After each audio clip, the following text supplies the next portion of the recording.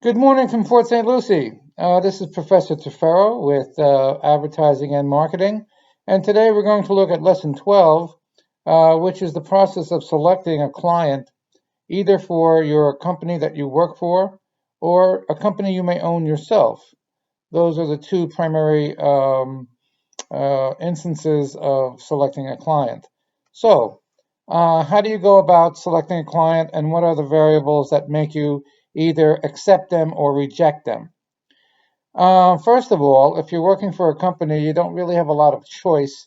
You're going to have to take the recommendations of that company, and if they say, well, we want this client, then you're going to have to accept the client.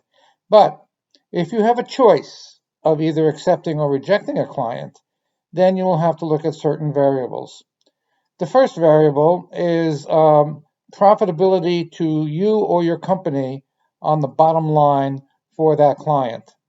What is the probability that that client will add at least as much value or more than your existing clients? You don't want to get into a downward trend where you start selecting clients that make you less and less profits. You want to select clients that make you more and more profits. So, if a client, has comes to your company and says, "We would like this 1-year deal or 6-month deal, whatever," and they're offering the same amount of money that other companies are paying, that's fine. But if they're looking for a basement bargain or they're looking for special treatment, it's not usually a very wise idea to give in to a new company's demands if they're not reasonable. So, the first area of consideration is whether or not the company will make as much money as your previous clients. If not, there's a tendency to say no. And if they do, then you can say yes. Let's look at these clients if you have your own business. If you have your own business, it might be a little bit different.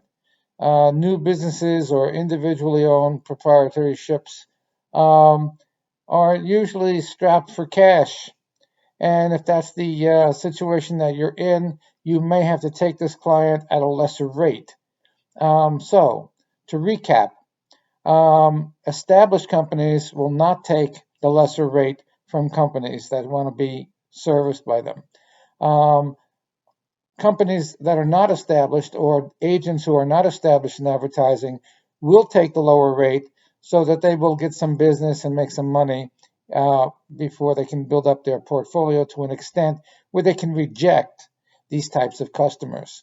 So those are your two primary methods of selecting a customer for your advertising agency. Until next time, this is Professor Tefero, wishing you all a happy and healthy day. Take care.